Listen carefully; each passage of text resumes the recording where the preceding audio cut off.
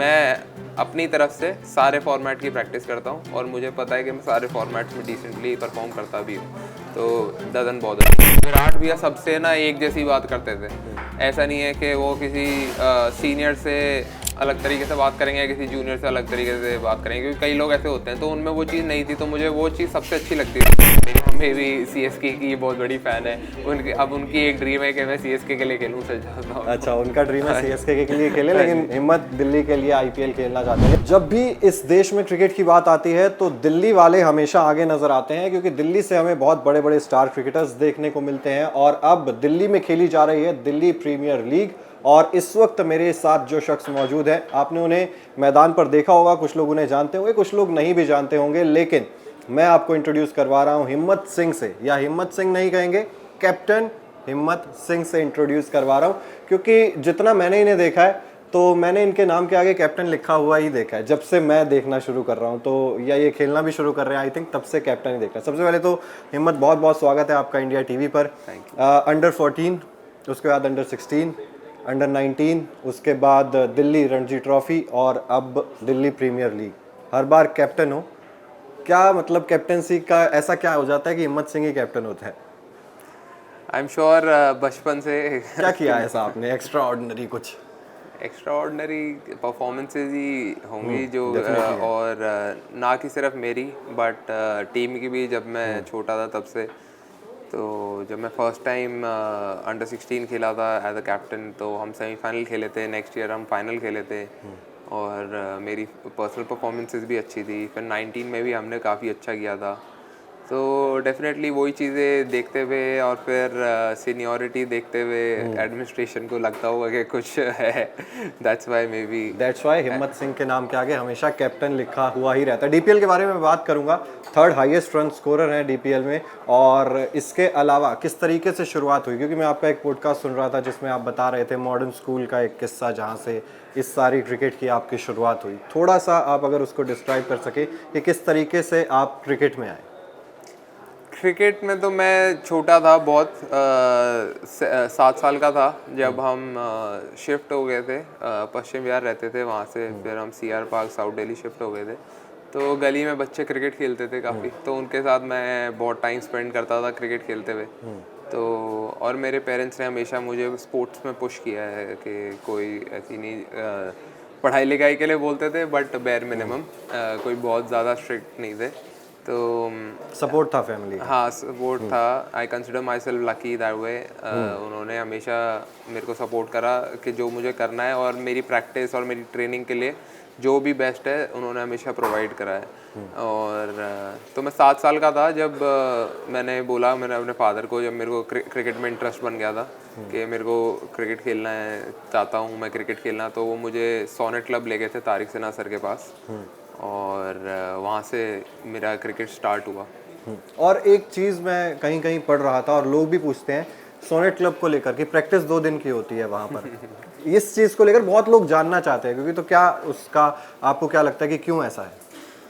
मेरे ख्याल से ये हमारे सर का सिखाने का तरीका था कि hard work is important, but उससे ज़्यादा इम्पॉर्टेंट स्मार्ट वर्क भी है। तो मेरा ये हमेशा गोल रहता था कि सैटरडे संडे जो सर मुझे बताते थे वो अब मंडे टू फ्राइडे मेरा होमवर्क है, उन चीज़ों को मैं करेक्ट करके अगले सैटरडे संडे सर के बाद आता था। तो ये एक हैबिट बन रही थी मेरी कहीं ना कहीं माइंड में। हो सकता है अदर प्लेयर्स वो टेकिंग इट डिफरेंटली, बट ये मेरी सोच थी कि जो सर मुझे सैटरडे संडे को बताते हैं वो अब मुझे होमवर्क करके 4-5 दिन सर को इम्प्रेस करना है नेक्स्ट वीक। तो ये है पूरा जो लोग सवाल पूछ रहे थे, उम्मीद है जवाब मिल गया होगा। इसके अलावा आप बात करते हैं उन्मुक्त चंद के साथ कि उनका बहुत बड़ा रोल रहा है आपके करियर में। उन्मुक्त चंद, और वो क्या किस्सा है जो आप अक्सर शेयर भी करते हैं, और उन्मुक्त चंद के साथ वो क्या बातचीत हुई थी तब? उनके साथ ऐसे कोई बातचीत नहीं हुई थी एक्चुअली में। बातचीत हुई थी, एक मेरा फ्रेंड था स्कूल में, लोकेश छाबड़ा, उससे। तो उसने भी, जब मैं छोटा था मैंने कुछ स्कूल को मैचेस जिताए, मैं सबसे छोटा था अपनी सीनियर टीम में, तो नेचुरली वो मेरे को थोड़ा पसंद भी करता था, लाइकिंग थी उसकी। उसका ब्रदर खुद रणजी ट्रॉफी खेलता था, गौरव छाबड़ा, दिल्ली के लिए। तो उसने मुझे ये चीज़ बोली थी, उसको पता था कि मैं सीरियस हूँ क्रिकेट के लिए, तो कि अगर तुझे सही में क्रिकेट खेलना है, तो उसने मुझे एग्जांपल दिया था उन्मुक्त भैया का। उस टाइम उन्मुक्त भैया स्कूल में थे, तो वो ही स्टैंड आउट कर रहे थे हमारे लिए। तो उसने कहा था, बताया था कि उन्मुक्त भैया इतनी मेहनत करते हैं, उनके वर्क एथिक्स कितने अच्छे हैं, ये वो। तो अगर मुझे भी उस लेवल पे खेलना है तो ये इतना तो करना ही पड़ेगा, और उससे आगे खेलना है तो उससे ज़्यादा करना पड़ेगा। तो वो चीज़ कहीं ना कहीं मेरे माइंड में क्लिक करी थी, और फिर उस दिन से मैंने ठान ली थी और बहुत मेहनत करी। 1-2 साल में मेरा गेम भी मेरे को कोई नहीं जानता था, और फिर मैं 1-2 साल के अंदर ही उस मेहनत की वजह से ही दिल्ली का कैप्टन बना। दिल्ली क्रिकेट का किंग बना, ये टर्म यूज होती है, मैंने आपके लिए सुनी है। क्या आपके कानों में पड़ी है ये टर्म? नहीं, आज ये फर्स्ट टाइम हुई है। क्योंकि मैंने पढ़ा है, सुना है ये चीज़ कि इन्हें दिल्ली क्रिकेट का किंग भी कहा जाता है। ऋषभ पंत के साथ आप खेले, वो किस तरीके का एक्सपीरियंस था डोमेस्टिक क्रिकेट में जब आप ऋषभ पंत के साथ खेले थे? बहुत अच्छा एक्सपीरियंस था मेरे लिए। कोई बहुत डिफरेंट नहीं था, क्योंकि ऋषभ और मैं सेम साथ में ही प्रैक्टिस करते थे, सेम कोच के पास प्रैक्टिस करते, सेम टीम से ही क्लब में, सेम क्लब से खेलते थे, और फिर सेम स्टेट से खेलते थे। तो हमने बहुत टाइम स्पेंड करा है, और मैं ये बोलूँगा हम एक दूसरे का गेम भी इनसाइड आउट जानते थे एक टाइम पे। मतलब कि आई एम श्योर कि मैं बाहर बैठे हुए बता सकता था कि उसका दिमाग में क्या चल रहा है, वो मेरे दिमाग में क्या चल रहा है वो बता सकता था। अभी भी बता देते हैं? अभी या भी गेम चेंज हो अब गया? उसका गेम थोड़ा चेंज हो गया है जी। बट हाँ, देखता तो मैं रहता ही हूँ, तो पता रहता ही है। फिर भी थोड़ा बहुत कई बार जज हो जाता है। ठीक, कई बार हो जाता है जस्ट ठीक। अच्छा, इसके अलावा डीपीएल पर भी बात करते हैं। थर्ड हाईएस्ट रन स्कोरर्स है, 334 रन आपने बनाए 8 मैचेस में, 83 का एवरेज, 170 से ऊपर का स्ट्राइक रेट मेंटेन करके ये रन्स बनाए हैं। इसको आप कह सकते हैं कि तूफान आया है, ये आंधी नहीं है, ये तूफान और एक साथ आता है जब हिम्मत सिंह बल्लेबाजी कर रहे होते हैं। तो आप समझ सकते हैं कितने ज़्यादा रन। किस तरीके से देखते हैं अपने इस डीपीएल के सीज़न को, आपके नज़रिए से, आपकी बल्लेबाजी के नज़रिए से, और एज अ प्लेटफॉर्म आप कैसे देखते हैं डीपीएल को यंगस्टर्स के लिए? डीपीएल एक बहुत अच्छा प्लेटफॉर्म है सभी के लिए, क्योंकि सारे दिल्ली के प्लेयर्स के लिए। और मैंने ये चीज़ अपने आप को बोली थी, क्योंकि मेरे को भी कम बैक करना है कहीं ना कहीं आईपीएल में। तो it is an opportunity for me as well to show my talent. और कहीं ना कहीं जब मैं दिल्ली के लिए खेल रहा था, तो थोड़ा मैं नीचे बैटिंग कर रहा था, तो हमेशा मतलब बैटिंग नहीं, कभी कभी कई मैचेस में बैटिंग ही नहीं आई लास्ट ईयर जब हम खेल रहे थे, तो मैं दिखा नहीं पाया अपनी बैटिंग। तो ये अच्छा था कि मैं यही सोचा था कि अपॉर्चुनिटी मिल रही है, तो मेरे को पूरा इसको अवेल करना है अपने दोनों हाथों से। और जिस तरीके से डीपीएल में तो अच्छी बल्लेबाजी कर ही रहे हैं, और इसके अलावा काफ़ी बड़े बड़े रिकॉर्ड्स भी ये बनाते हुए आ रहे हैं। एक मुकाबला मुझे याद आता है, आप सभी लोगों को शायद नहीं पता होगा, जिसके बारे में ये भी जिक्र करते हुए नजर आते हैं, दिल्ली वर्सेस मुंबई। मुंबई को 43 साल के बाद आप लोगों ने हराया था। कितना बड़ा वो मूवमेंट था आपके लिए? सही बात बताऊँ तो ये तो बाद में पता लगा था हमें कि 43 ईयर्स बाद हराया है। क्योंकि हम एज ग्रुप क्रिकेट में जब खेलते थे मुंबई के अगेंस्ट, तो हाँ हम हारे भी हैं, पर हमने उन्हें हराया भी है। तो मुझे बड़ा सरप्राइजिंग लगा, क्योंकि हमारे दिल्ली की डोमिनेंस रही है। हाँ ज़रूर मुंबई की भी डोमिनेंस रही है डोमेस्टिक क्रिकेट में, बट दिल्ली भी हमेशा they've always had a strong side. तो हम कुछ सोच नहीं रहे थे, हम तो मैच खेलना चाहते थे और जीतना चाहते थे, दैट्स इट। और हम जीत गए, तो उसके बाद पता लगा कि रिकॉर्ड बन गया।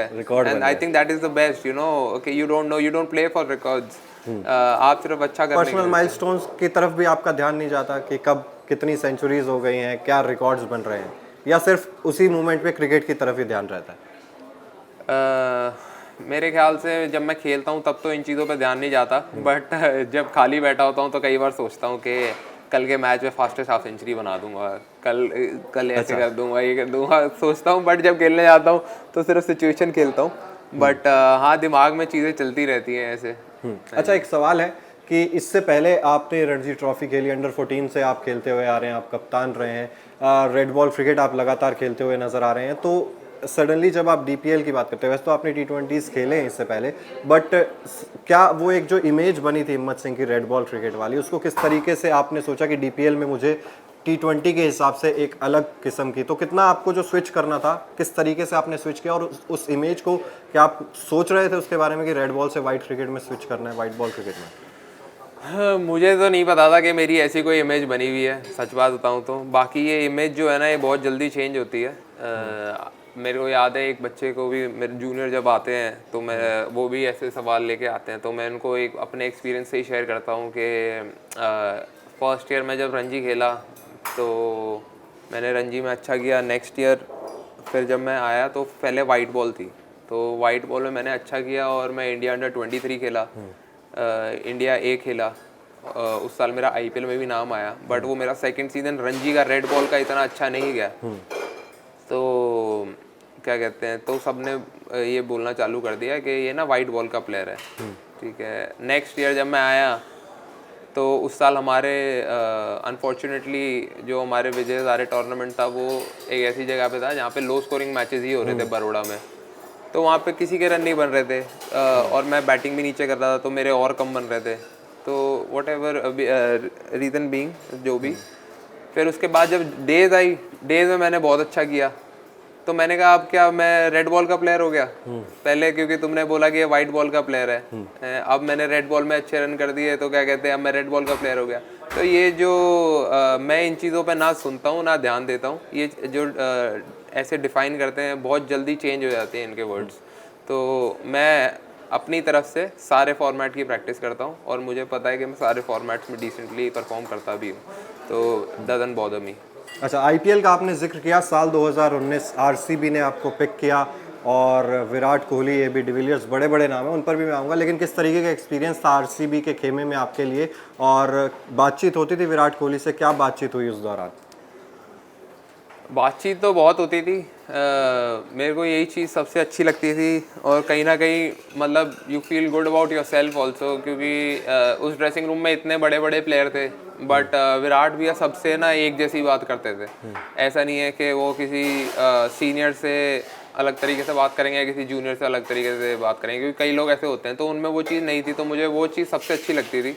और जब हम ड्रेसिंग रूम में जहाँ बैठे थे तो मेरी सीट भी उनके पास ही थी, तो काफ़ी इंटरेक्शंस होती रहती थी। एंड वो हमेशा जब भी उनसे कुछ क्वेश्चन पूछो, he was always more than happy. मतलब I could see that he is happy to help me out और हेल्प समवन एल्स आउट, के मतलब उनको अच्छा लगता था। हाँ, किसी और की हेल्प करने के, कोई पूछ रहा है तो उनको बता रहे हैं तो उनको वो चीज़ अच्छी लगती थी, तो इसीलिए हमें भी ना पूछने में भी अच्छा लगता था। नहीं तो कई बार होता है कि आप किसी से पूछ रहे हो तो वो बताने में ही वो हेजिटेंट हो रहे हैं, तो फिर आप नहीं जा पाते। But he was a very you know easy to approach person. और जिस तरीके से हम बात कर रहे थे यहाँ पर, आरसीबी ने आपको पिक किया था 2019 में, तब खेलने का मौका नहीं मिला, लेकिन अब ऑक्शन आ रहा है, मेगा ऑक्शन है इस बार। किस टीम के लिए आप खेलना चाहते हो? आपके मन में क्या है कि मैं इस टीम के लिए आईपीएल खेलना चाहता हूँ? कोई ऐसी टीम है आपके दिमाग में? बिल्कुल, मैं चाहूँगा कि मैं दिल्ली के लिए खेलूँ, क्योंकि मैं दिल्ली से हूँ। एक वो इमोशनल अटैचमेंट तो रहती है, उसके सिवाय और ऋषभ पंत का बदला हुआ गेम भी फिर थोड़ा सा, और अब जो बदला हुआ है वो थोड़ा सा और समझ में आने लगा। वो तो है, जेन्युइनली अच्छा लगेगा। आप अपने फ्रेंड्स के साथ खेलो, उससे बड़ी बात क्या है। वैसे सब दोस्त बन ही जाते हैं, बट किसी को आप बचपन में जानते हो, उसके साथ आप खेलो तो एक केमिस्ट्री डिफरेंट होती है। तो वो चीज़ है। और CSK is like has always been my favorite team. Like I respect MS Dhoni a lot for what he's done for the country. Exactly. Yeah, मेरी मम्मी भी CSK की बहुत बड़ी फैन है। उनकी अब उनकी एक ड्रीम है कि मैं CSK के लिए खेलूं, सच बताता हूं। अच्छा, उनका ड्रीम है सीएसके के लिए खेले, लेकिन हिम्मत दिल्ली के लिए आईपीएल खेलना चाहते हैं। लेकिन एक और चीज़ मैं नोटिस कर रहा था जब मैं डीपीएल देख रहा था, पिछले 5 मैचेस में मैं देख रहा था लगातार 4 50s आपने की, और जिस मैच में बैटिंग नहीं आई उसमें एक विकेट निकाल के दे दी। तो क्या मतलब, बैटिंग नहीं आई तो कंट्रीब्यूट तो करना ही करना है, जिस तरीके से कि नाम आना चाहिए उस स्कोर कार्ड में, यही मोटिव रहता है? नहीं, बिल्कुल, आजकल गेम की डिमांड ऐसी है कि ऑलराउंड परफॉर्मेंस जरूर गेम की डिमांड भी है, बट एक पर्सनली मैं हमेशा ये सोचता हूँ कि मैं अपनी टीम को कैसे हेल्प कर सकता हूँ। अगर जैसे आज मेरी परफॉर्मेंस बैटिंग में नहीं हुई तो मेरे को फील्डिंग से करना है या बॉलिंग से करना है, तो अगर उनमें नहीं हुई तो उसमें करना तो मैं तीनों ही अच्छा चाहता हूँ, बट नहीं हुआ तो I put in an extra effort कि मेरे को अपनी टीम के लिए कुछ और करना है। मतलब ये होना चाहिए कि जब मैच ख़त्म हुए तो हिम्मत ने टीम के लिए क्या किया, वो चीज़ होनी ही चाहिए वहाँ पे। बिल्कुल। लास्ट सवाल, फिटनेस, बहुत सारी चर्चा होती है फिटनेस के बारे में, बहुत सारी बातें होती हैं। फिटनेस के लिए आप क्या करते हो ताकि आप फिट भी रहो, और जब ऑफ होने की ज़रूरत होती है तब आप क्या चीज़ें करते हो? मेरा थ्रू आउट द ईयर जो है वो चेंज होता रहता है फिटनेस। कभी मैं स्ट्रेंथ पे ज़्यादा फोकस करता हूँ जब मैचेस चल रहे होते हैं, जब मैं मैचेस नहीं चल रहे होते तो मैं रनिंग पे ज़्यादा फोकस करता हूँ। सबसे इम्पॉर्टेंट जो है वो मैं स्प्रिंटिंग मानता हूँ, तो कोशिश करता हूँ वीक में एक सेशन स्प्रिंटिंग का ज़रूर हो, जैसे भी करके, क्योंकि आप स्पीड सबसे पहले लूज़ करते हो। And apart from that fitness में तो मतलब इट्स अ लाइफस्टाइल, ठीक है, और मैं एक प्रोफेशनल हूँ तो मुझे तो वो करनी है, और मुझे अच्छा लगता है to have that discipline and that you know work ethic. तो वो चीज़ मैं जब मेरे को मौका लगता है मैं ज़रूर करता हूँ। ऑफ टाइम में क्या करते हो जब क्रिकेट, क्योंकि आप 24 घंटे क्रिकेट नहीं कर सकते, आपके लिए ऑफ टाइम क्या है? कुछ इंटरेस्टिंग क्या करते हो आप जब आप क्रिकेट नहीं खेल रहे होते हो तो? पहले मैं प्ले स्टेशन बहुत खेलता था, तो उसमें वो ज़्यादा था, बट अभी पिछले 1-1.5 साल से मैंने वो चीज़ छोड़ दी है। थोड़ा सा अब मैं कभी कभी बुक्स पढ़ता हूँ, धीरे धीरे रीडिंग हैबिट्स डाली हैं। और ये किसी ने कहा आपसे रीडिंग? नहीं किसी ने कुछ नहीं, बस खुद से भगवान की दया से ऐसे मेरे को कभी कोई बोलते हैं, बट इतना किसी ने मेरे को स्ट्रिक्टली कभी कुछ नहीं बोला। मेरे खुद से ही जब कोई चीज़ आती है करने के लिए तो करता हूँ। बाकी now I am engaged, so I love spending time with my fiancee and family. मेरे डॉग्स हैं, उनके पास जाके लेटता हूँ, उनके साथ खेलता हूँ, तो वो सब कोशिश करता हूँ मैं। कॉन्ग्रेचुलेशंस आपको आपके एंगेजमेंट के लिए भी, और हमारे साथ बातचीत करने के लिए भी। हिम्मत सिंह, जिन्हें दिल्ली कैपिटल्स अगर देख रही है तो डेफिनेटली इस बार मुझे लग रहा है कि दिल्ली कैपिटल्स के लिए हिम्मत सिंह खेलते हुए नजर आएंगे, और टीम इंडिया में भी जल्दी। आपके लिए हमारी विशेस आपके साथ हैं, और उम्मीद है कि आप सभी लोगों को ये बातचीत पसंद आई होगी। थैंक यू सो मच हिम्मत सिंह हमारे साथ बात करने के लिए।